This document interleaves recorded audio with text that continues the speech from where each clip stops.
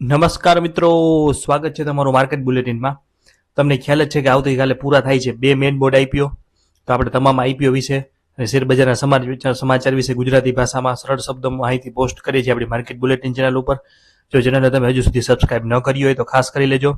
અને વિડીયોમાં આપણે આજે તમને બે આઈપીઓનું સાથે વિશ્લેષણ કરીને આપવું છે અને બે આઈપીઓમાંથી કઈ આઈપીઓમાં હવે અંગત રીતે અરજી કરવાની તે પણ કહેવાનું છે. તો ચેનલને ખાસ કરીને સબસ્ક્રાઇબ કરી લેજો, આપના મિત્રો સાથે પણ શેર કરી દેજો અને એને કહેજો કે આવી માહિતી ગુજરાતી ભાષામાં ક્યાંયથી તમને નહીં મળે. હાલો વધુ વાત ન કરતા શરૂઆત કરીએ. પ્રથમ કંપનીનું નામ છે પાર્ક મેડીવર્લ્ડ લિમિટેડ.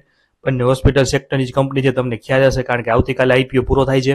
અને બીજી છે નેફ્રોકેર હેલ્થ સર્વિસ લિમિટેડ. ચાલો વાત કરીએ કંપનીની સૌપ્રથમ વ્યવસાયની.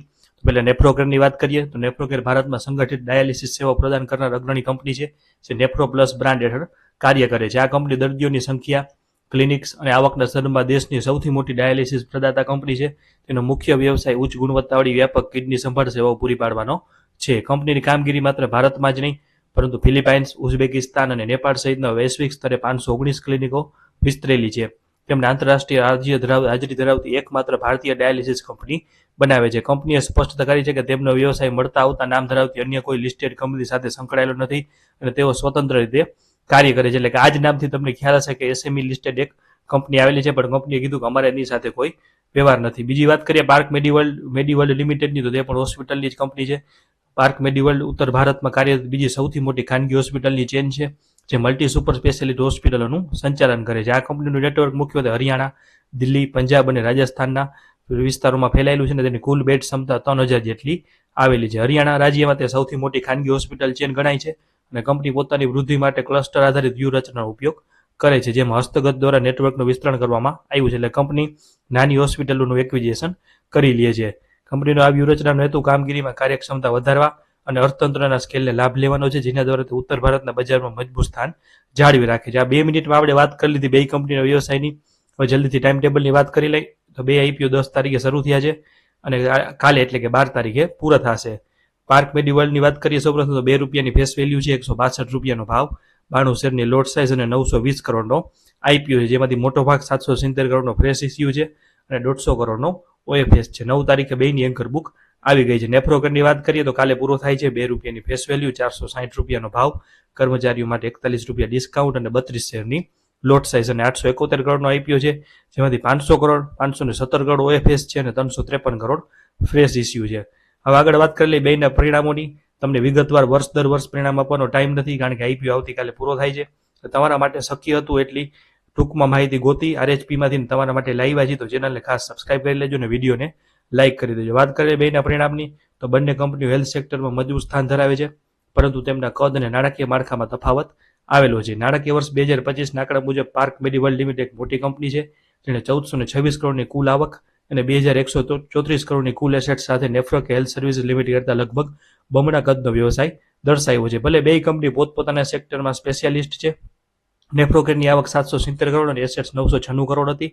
નફાકારકતાની દ્રષ્ટિએ પાર્ક મેડીએ 203 કરોડનો મોટો ચોખ્ખો નફો હાંસલ કર્યો છે, જે તેની ક્ષેત્રમાં સ્થિરતા દર્શાવે છે. બીજી તરફ નેફ્રોકેરનો સૌથી મહત્વનો સીમાચૂર ફેરફાર FY23માં નુકસાનમાંથી બહાર આવીને FY25માં 67 કરોડનો મજબૂત નફો કંપનીએ કર્યો છે, જે તેના ઓપરેશનલ ટર્નઅરાઉન્ડ અને ઝડપી વૃદ્ધિ ક્ષમતાને પ્રકાશિત કરે છે. અંતે બેલેન્સ શીટ ઉપર માર્ક મેડિકલનું દેવું 682 કરોડ છે અને નેફ્રોકેરનું 226 કરોડનું દેણું છે. નોંધપાત્ર રીતે પાર્કનું થોડું ઊંચું છે, જે પાર્ક મેડીની હોસ્પિટલનું હસ્તગત કરવા એટલે કે એક્વિઝિશન દ્વારા વૃદ્ધિની આક્રમક વ્યૂહરચના દર્શાવે છે, જ્યારે બંને કંપનીઓ તેમની નેટવર્થમાં સતત વધારો કરી અને તેનો નાણાકીય પાયો મજબૂત કરી રહી છે. હવે વાત કરીએ કેશ ફ્લો સ્ટેટમેન્ટની. લગભગ તમને હજુ સુધી કોઈ ગુજરાતી ભાષામાં કેશ ફ્લો સ્ટેટમેન્ટનું દર્શાવ્યું નહીં હોય, તો આ જે કેસરી કલરમાં છે તે માર્ક મેડિકલનું કેશ ફ્લો સ્ટેટમેન્ટ છે અને આ બાજુ છે નેફ્રોકેરનું છે. વાત કરીએ નેફ્રોકેરની સૌપ્રથમ. નેફ્રોકેર હેલ્થ સર્વિસીસ તેના મુખ્ય વ્યવસાયમાંથી મજબૂત રોકડ ઊભી કરી છે. નાણાકીય વર્ષ 2025માં 135 કરોડનો ચોખ્ખો ઓપરેટિંગ કેશ ફ્લો હતો. કંપની આ રોકડ અન્ય ભંડોળનો ઉપયોગ તેના આક્રમક વિસ્તરણ માટે કરી રહી છે. છેલ્લા 6 મહિનાના ગાળામાં 114 કરોડનું રોકાણ એટલે કેપેક્સમાં પ્રતિબિંબિત થાય છે. આ કેશ ફ્લો સ્ટેટમેન્ટ છે તેમાં તમને આ જોવા મળશે. આ ભારે રોકાણ કરવા છતાં કંપની પાસે 82.97 કરોડની પર્યાપ્ત રોકડ આવેલી છે, જે કંપનીની સદ્ધરતા દર્શાવે છે. વાત કરીએ આ પાર્ક મેડીવર્લ્ડની તો પાર્ક મેડીવર્લ્ડ રોકડ પ્રવાહ પડકારજનક છે. કંપનીનો ઓપરેટિંગ રોકડ પ્રવાહ ઘટીને 6 મહિનામાં માત્ર 45 કરોડ થઈ ગયો છે, અગાઉના સમયગાળામાં 118 કરોડની તુલનામાં. આનું મુખ્ય કારણ છે કે ટ્રેડ રિસીવેબલમાં 166 કરોડનો મોટો વધારો. ટ્રેડ રિસીવેબલ એટલે શું તમને ખ્યાલ હશે, ન ખ્યાલ હોય તો આપણે આગળ ટૂંક સમયમાં એના વિશે વિડીયો બનાવશું, પણ અત્યારે આપણે આઈપીઓની વાત કરીએ તો આ સૂચવે છે કે ગ્રાહકો પાસેથી આવક એકત્રિત થવામાં કંપનીને વિલંબ થઈ રહ્યો છે. પરિણામે કંપનીના હાથ ઉપર રોકડ રકમ અત્યંત ઓછી છે. માત્ર 26 કરોડ રૂપિયાની રોકડ રકમ કંપનીના હાથ ઉપર આવેલી છે, જે નફો હોવા છતાં તેની તરલતા ઉપર દબાણ દર્શાવે છે. આગળ વાત કરીએ હવે ફ્રેશ ઇસ્યુના પૈસાના ઉપયોગની, તો પાર્ક મેડિવલની વાત કરીએ તો આપણે જેમ શરૂઆતમાં વાત કરી કે 770 કરોડનું ફ્રેશ ઇસ્યુ છે પાર્ક મેડિવલ કરવા, તો તેમાં 380 કરોડ રૂપિયા કંપની તેની અમુક પેટા કંપની દ્વારા લેવા આવેલી બાકી દેણાની ચૂકવણી માટે કરશે. 60 કરોડ રૂપિયા પાર્ક મેડિસિટી દ્વારા નવી હોસ્પિટાલિટીના વિકાસ અને બ્લુ હેમન્સ દ્વારા હાલની હોસ્પિટલના વિસ્તરણ માટે ખર્ચો કરશે.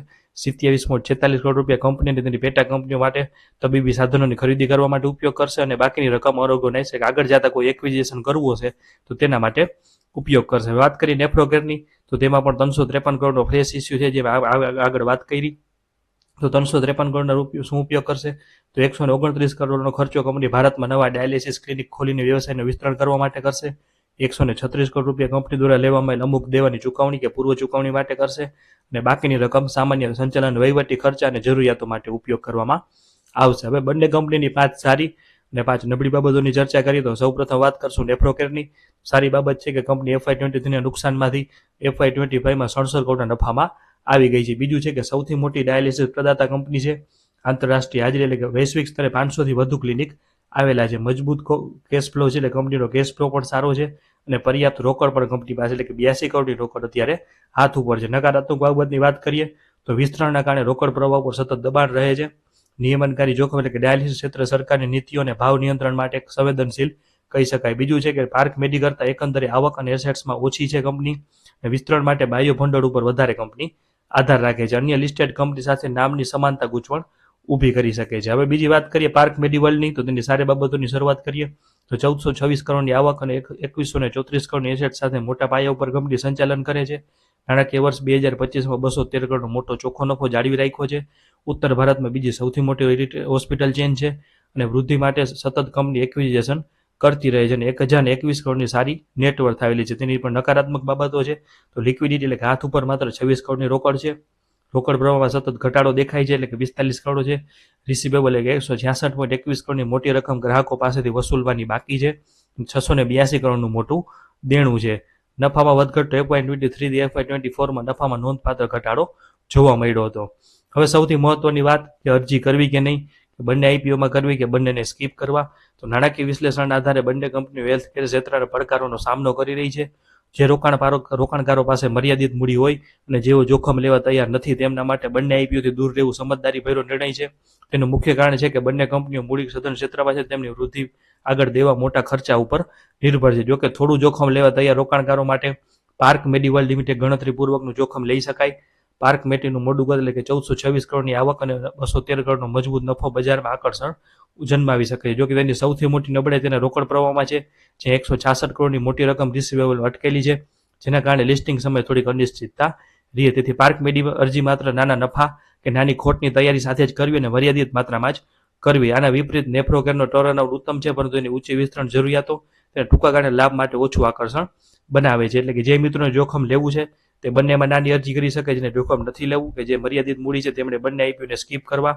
અમે અંગત રીતે પાર્કવાળા આઈપીઓમાં નાની અરજીઓ કરેલી છે. ત્યારબાદ તમામ મિત્રો એક ખાસ નોંધ લેવી કે સ્ટોક માર્કેટમાં રોકાણ જોખમને આધીન છે. આ કોઈ ખરીદ વેચાણની સલાહ નથી કે ટ્રેડિંગ ટિપ્સ નથી. આ વિડીયોમાં આપેલી માહિતી આરએસપી ઉપરથી લીધેલી છે અને વિડીયો બનાવવા પાછળ અમારો કોઈ અંગત ફાયદો નથી. કોઈ પણ પ્રકારનું રોકાણ કરતા પહેલા કે આઈપીઓમાં એપ્લાય કરતા પહેલા આપણે નાણાકીય સલાહકારની સલાહ લેવી જરૂરી છે. તો આ વિડીયોમાં આપણે વાત કરી બંને હોસ્પિટલના આઈપીઓ વિશે તમને સરસ માહિતી આપી દીધી ને બંને આઈપીઓમાંથી કઈ આઈપીઓમાં અરજી કરવી તેના વિશે પણ માહિતી આપી દીધી. તો આગળ પણ આવા જ મહત્વના અપડેટ મેળવવા માટે માર્કેટ બુલેટિનને લાઇક શેર અને સબસ્ક્રાઇબ કરો અને જલ્દીથી આપણે 15,000 સબસ્ક્રાઇબર પાર થઈ જાય તેમાં સહયોગ કરો અને કોઈ પણ પ્રકારનો પ્રશ્ન હોય તો કોમેન્ટ સેક્શનમાં પૂછી શકો છો. આભાર.